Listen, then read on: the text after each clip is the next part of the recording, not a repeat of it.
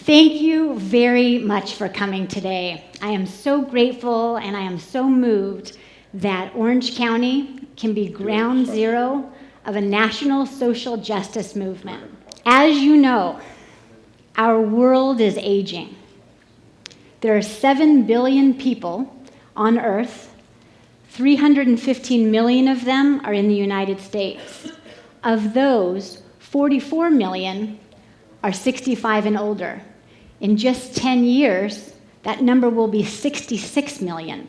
And the fastest growing segment of the population is those 85 and older. It's been called the senior tsunami. Have any of you seen a tsunami? I would argue that we are misconceptualizing what it means to have an aging planet.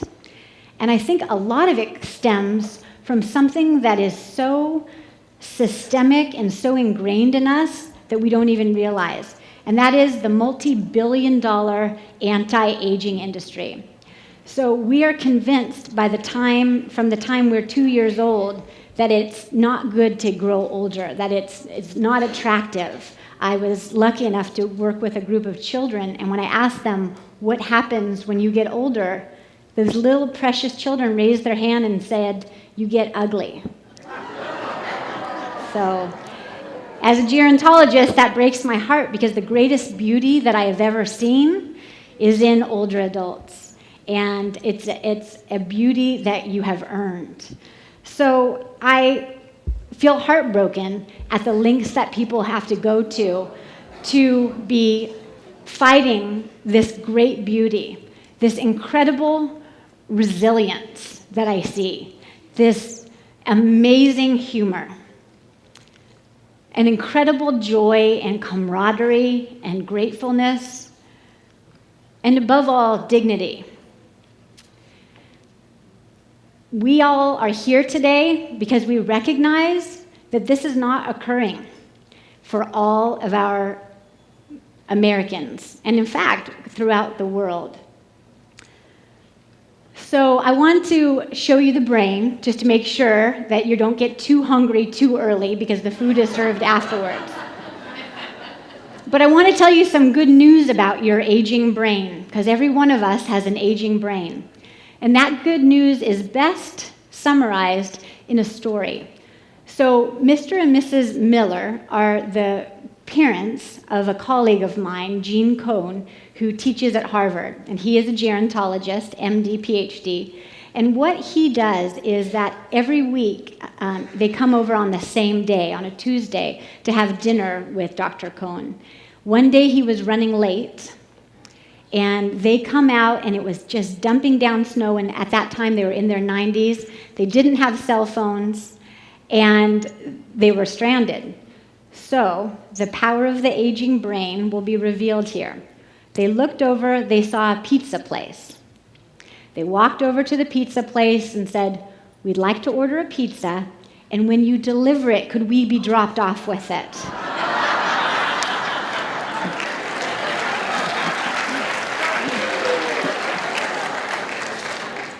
So that is the power of the aging brain.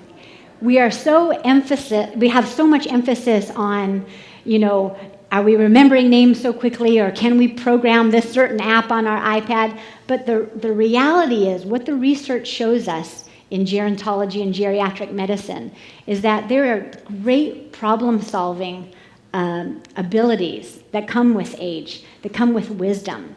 And as I said before, truly documented increases of those things that we hold as most dear, of increases in generosity, increases in patience. And so I see this great potential for a nation, for a world that has many, many more older adults. And yet, despite my excitement of what could be, that's not happening for many people.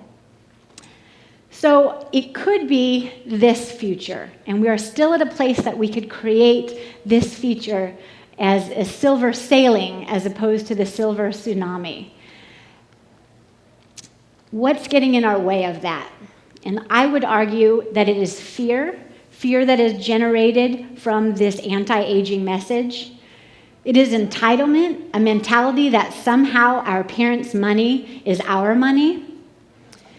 Ageism, that people are less than, and that is therefore okay. I can't tell you how many patients I've had whose beautiful mother is sitting here, and the adult child will say, oh, she's not here, right in front of the older adult who has 10 times the wisdom than that kid would ever have. And then also really staggering greed.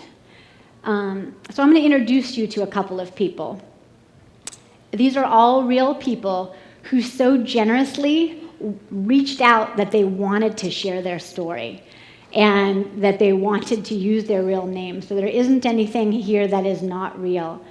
And this is Irene Nasi, and she lived in Florida, and she was funny and strong and played the piano and was beloved. And when her husband passed away, she lived alone, like 40% of us in later years. And once somebody came and knocked on the door, it was two people, and they said that they were from a religious organization, and they befriended Irene. And when Irene broke her hip, they weren't involved with that, but she broke her hip, they offered to move in with her. But when they moved in with her, they drained her finances, and when her niece came to visit her, she was down from her usual 120 pounds to under 80 pounds, and she had decubitus ulcers, which are so very painful, also called pressure sores, and she died as a result of neglect. Next is Edward Jones. Edward was a strong man with 5 boys. He had one of the boys move in with him after his wife passed away. And when he went to the hospital for another reason, this pattern bruising was observed. He, when asked what has occurred, can you guess what he said? Exactly. So you all said in unison, I fell. Because what he was doing was protecting his son, because that's what parents do. But when it is your adult child, your grandchild, your spouse, it is so much courage that it takes in order to, disclose what's going on. But in Orange County, we get 1,000 reports of elder abuse every month. National studies show us that for every one that make it to our attention, 23 go unreported. So on our way here today, every one of you passed by houses that had incredible suffering that we won't ever know about. We had a man who they said in the beginning that it was natural causes, and yet they found a latex glove lodged in his throat. So it made me think, how many are we missing?